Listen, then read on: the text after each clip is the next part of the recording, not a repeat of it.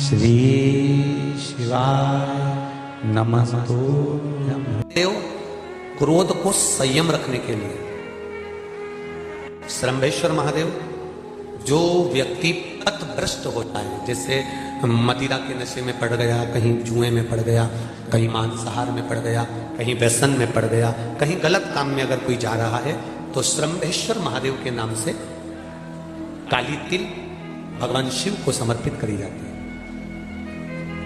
महाराज काली तिल को वापस उठा कर ले आते हैं। उसी काली तिल को जो मदिरा का नशा करने वाला होता है या जो गलत व्यसन में डूबा हुआ होता है, उसको वो सुबह के समय अगर नहीं खाता तो भोजन के साथ उसको दिया जाए। श्रम्भेश्वर महादेव, एक बेलपत्री का भी बहुत अच्छा प्रयोग है श्रम्भेश्वर महादेव का। मदिरा पीने वालों के लिए, मांसाहार, व्यसन में, जुए में, वेश्यावृत्ति में, पर नारी में, गलत जगह पर जो डूबे रहते हैं उनके लिए पहले की कथा में उसका वर्णन किया है बेलपत्री। श्रम्भेश्वर महादेव, एक बार सब बोलेंगे, कौन से महादेव? श्रम्भेश्वर महादेव। फिर जम के बोल लो एक बार, श्रम्भेश्वर महादेव। जब हमारे घर में क्रोध बढ़ता है या कोई गलत कार्य में जाने लगता है, तो श्रम्भेश्वर महादेव का हमें शरणागति लेना चाहिए, श्रम्भेश्वर महादेव का पूजन करना चालू कर देना चाहिए। कई लोग कहते हैं महाराज जी श्रम्भेश्वर महादेव का मंदिर कहाँ मिलेगा, हम कहाँ पूजन करने जाए? कहीं नहीं जाना, तुम्हारे घर के पास में जो शंकर जी का मंदिर है वहीं जाओ, उसी देवालय में, उसी मंदिर में जाओ, श्रम्भेश्वर महादेव के नाम से जल चढ़ाना प्रारंभ करेंगे।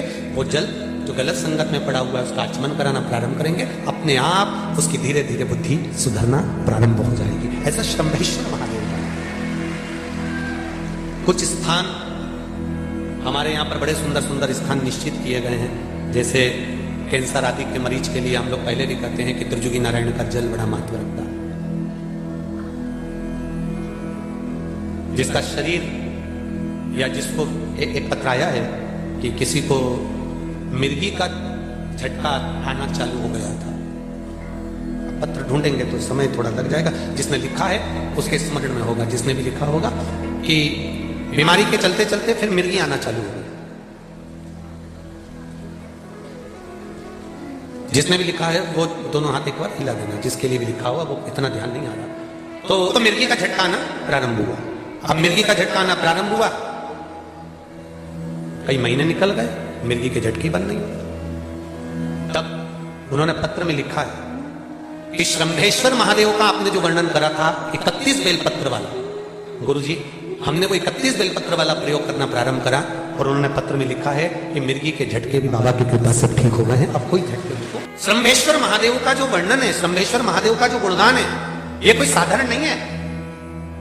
शिव महापुराण में भागवत के प्रहलाद चरित्र को लाकर रखा गया है केवल श्रम्भेश्वर महादेव के प्रागट्य के लिए। ऐसा श्रम्भेश्वर महादेव का ये श्रम्भेश्वर महादेव, जैसे कुंदकेश्वर महादेव, कुंदकेश्वर महादेव का क्या काम है? माता पार्वती ने विदल उत्पल को मारने के लिए जो कुंदुक फेंका था, वो कुंदुक भगवान शंकर के पांव में जाकर गिरा था, तो शिव जी का नाम कुंदकेश्वर हो गया।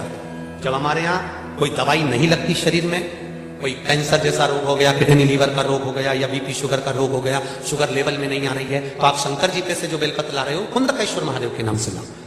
दवाई खाओ, डॉक्टर को दिखाओ, सारी जांचें कराओ, डॉक्टर के अनुसार चलो, डॉक्टर जैसा बताए वैसा करो, पर उस दवाई को भी शिव जी से कहकर कि बाबा कुंदकेश्वर महादेव का नाम लेकर उस दवाई को भी हम कुंदकेश्वर महादेव का प्रसाद समझकर खाना प्रारंभ करो, धीरे धीरे आराम लगना प्रारंभ होगा। कुंदकेश्वर महादेव रोग मुक्ति के लिए होते हैं, और श्रम्भेश्वर महादेव बोलो बोलो जरा जम के, व्यसन की समाप्ति के लिए। शिव महापुराण का ये प्रसंग करिए, जीवन में उतारिए। श्री शिवाय नमस्तुभ्यं।